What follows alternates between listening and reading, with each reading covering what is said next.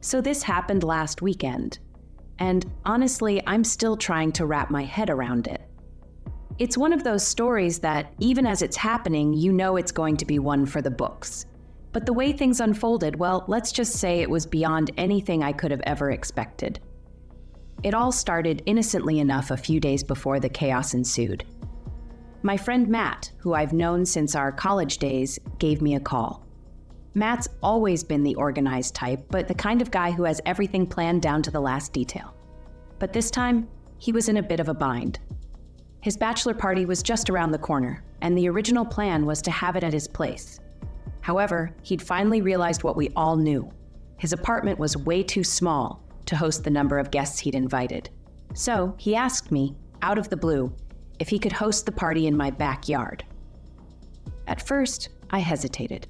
Hosting a bunch of rowdy guys celebrating a bachelor's last night of freedom? That's a lot to take on. I mean, I love Matt, but I wasn't exactly thrilled about the idea of turning my peaceful home into party central. But Matt, being the persuasive guy he is, promised it wouldn't get too crazy and assured me it would mean the world to him. Against my better judgment, and maybe because I've always had a soft spot for him, I reluctantly agreed. The day of the party arrived, and I spent the morning setting up the backyard. I hung up string lights, set out a variety of snacks, and stocked the makeshift bar with more alcohol than anyone could reasonably consume in one night. I kept telling myself it would be fine. I'd pop in and out to check on things, but mostly, I planned to stay out of the way and let the guys have their fun. As the first guests started to arrive, I could feel the atmosphere shift. There was an electric buzz in the air, the kind that comes with a night full of possibilities. The guys were in high spirits, laughing, joking, and already a few drinks in by the time they stepped into my yard. I made a few rounds, chatted with some old friends, and then tried to stay as invisible as possible. After all, this was their night, not mine. But things didn't go as planned. In fact, they went in a direction I couldn't have anticipated in my wildest dreams or nightmares. It started with something as mundane as leaving the back door open. I was inside, taking a breather and grabbing a snack when I noticed it. The door was wide open, letting in the cool evening breeze. Normally, this wouldn't have been a big deal, but tonight was different. The house felt different, like the energy had shifted somehow. I shrugged it off, thinking I was just being paranoid, and decided to leave it open to let the fresh air circulate. Little did I know that open door would become the catalyst for a chain of events that would turn my world upside down. One of the guests, a guy I didn't know well, but who seemed nice enough, noticed the open door and thought it would be funny to make a big deal out of it. I guess in his slightly intoxicated state, it seemed like the most hilarious thing in the world. He started calling out to the other guys, telling them to come check out Nancy's back door. Now I know what you're thinking, and trust me, I wasn't even thinking that. But once the guys caught on, the jokes started flying. And before I knew it, my back door had somehow become the star attraction of the party. At first, it was all in good fun. The guys were lining up to take photos with the door, making silly poses and treating it like some kind of bizarre celebrity. I stood there, bemused, wondering how a door could become the center of attention at a bachelor party. But the more they joked about it, the more it seemed to take on a life of its own. The jokes turned into something else entirely. One of the guys, who'd had more than his fair share of drinks, claimed the door had magical properties. He swore that touching it would bring good luck in the bedroom. Of course, the others found this hilarious and began to join in. Soon, there was a full-blown ritual going on where each guy took turns placing his hand on the door and making some sort of wish. And that's when things started to get really weird. One of Matt's friends, a guy named Jake, who was normally the life of the party, suddenly went quiet when it was his turn to touch the door. His hand was on the door, but instead of laughing and joking like the others, he just stood there, frozen. His expression changed from amusement to something else entirely, something I can only describe as fear. He didn't say anything at first, just stared at the door like he'd seen something that shouldn't have been there. The other guy started to notice and asked him if he was okay, but he just shook his head, his face pale. Finally, he spoke, and what he said sent chills down my spine. He claimed he felt something when he touched the door, something strange and unexplainable. Now, I'm not one to believe in superstitions or the supernatural, but the look on his face was enough to make even the most skeptical person pause. He swore that the door wasn't just a door, that it had some kind of energy to it. The guys laughed it off at first, thinking he was just messing with them, but Jake was dead serious. The more he talked about it, the more the mood started to shift. What had started as a harmless joke was now turning into something far more unsettling. Some of the guests began to get spooked, and I could see the atmosphere of the party changing. What was supposed to be a night of fun was now laced with an undercurrent of unease.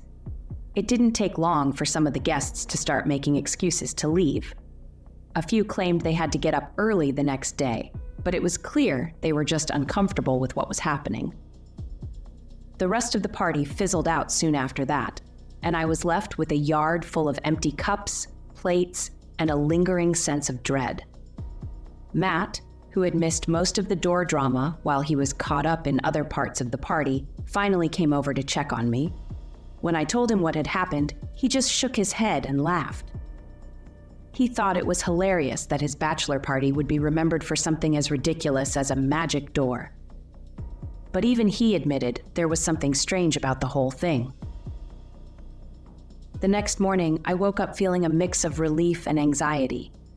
The party was over, but the memory of what had happened was still fresh in my mind.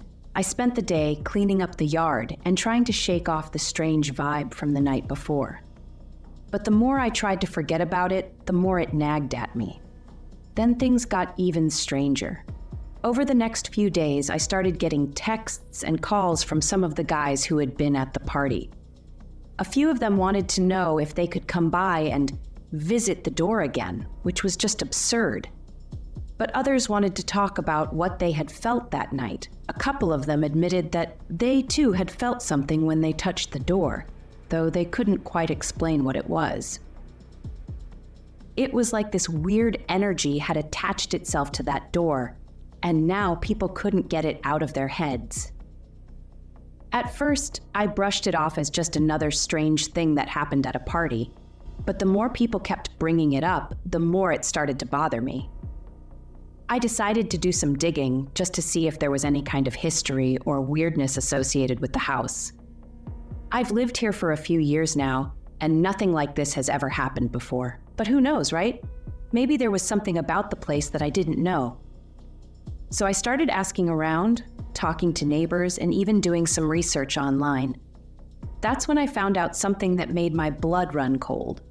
Apparently, the land where my house now stands used to be part of a much larger estate back in the early 1900s. And as it turns out, there were rumors, stories that had been passed down through the generations about strange occurrences on the property. Things like objects moving on their own, unexplained cold spots, and most disturbingly, doors that would open and close by themselves. One particularly chilling story involved the original owners of the estate. According to local legend, the wife of the estate's owner had a secret. She was involved in some kind of occult practices. It was said that she would perform rituals in the house, rituals that involved opening doorways to other realms. These rituals, the stories claimed, were what caused the strange occurrences on the property. Of course, this was all just rumor and speculation. There were no records to prove any of it, just old wives' tales that had been passed down through the years. But still, the thought of it was enough to make me uneasy. I tried to put it out of my mind and move on, but then something happened that I couldn't ignore. One night, about a week after the party, I was in bed, trying to fall asleep. The house was quiet, the kind of quiet that makes you notice every little sound. As I lay there, I heard a noise coming from downstairs. It was faint, but it was there. A soft creaking sound, like wood shifting. I tried to ignore it, telling myself it was just the house settling. But then I heard it again, louder this time. It was coming from the direction of the back door. My heart started to race as I got out of bed and crept downstairs. The The closer I got to the back door, the louder the sound became. When I reached the door, I saw that it was slightly ajar, even though I was sure I had locked it before going to bed. I stood there, frozen, staring at the door. I didn't want to believe it, but there it was, moving ever so slightly, as if someone on the other side was pushing it open. I gathered my courage and pushed the door closed, locking it tightly.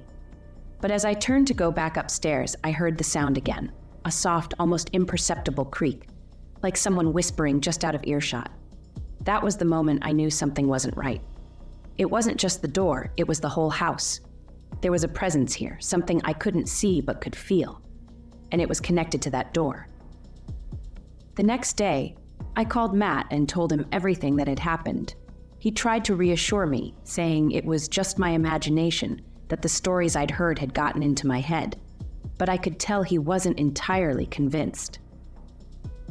Later that week, I decided to bring in a professional, a paranormal investigator. I know it sounds crazy, but I was desperate for answers. The investigator came to the house, and after a thorough inspection, he confirmed what I had feared. There was indeed something unusual about the back door. He couldn't explain it, but he said there was a residual energy attached to it, something that had been there for a long time. He recommended a cleansing ritual, something to clear out the negative energy and restore balance to the house. I agreed, and the next day, he performed the ritual. He used sage, holy water, and a series of chants that I didn't understand, but as he worked, I could feel the atmosphere in the house change. It was like a weight had been lifted, like the air was clearer. After the ritual was over, the investigator told me the energy around the door had diminished, but it wasn't entirely gone. He warned me that it might come back, especially if someone tried to interact with the door again. He suggested I keep the door locked and avoid drawing attention to it. Since then, things have been quieter. The door hasn't moved on its own, and the house feels more peaceful. But there's still a part of me that's on edge, waiting for the other shoe to drop. The strangest part of all this is the effect it's had on my friends. Word about the door has spread, and now it's become something of a local legend. People who weren't even at the party have been asking me about it, wanting to know if the stories are true. Some of them have even asked if they can come over and see the door for themselves, which I've politely declined. The last thing I want is to stir up whatever was there before. But despite everything, I can't help but feel a sense of curiosity. What was it about that door that caused all this? Was it really just the energy of the land, or was there something more?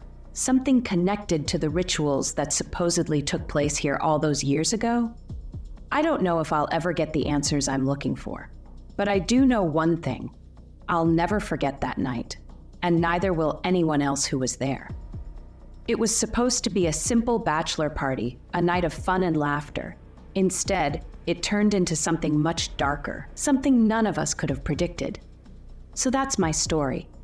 The night my back door became the star attraction at a bachelor party, and the beginning of a mystery that still haunts me. It's a night I'll never forget, for all the wrong, and maybe a few right reasons. And who knows, maybe someday I'll look back on it and laugh. But for now, I think I'll just keep that door firmly closed. Thank you for watching. If you found this video interesting, don't forget to like, subscribe, and hit the notification bell so you never miss an update. And most importantly, please share your thoughts and comments below. I'd love to hear what you think. Thanks again, and may God bless you with more power and prosperity.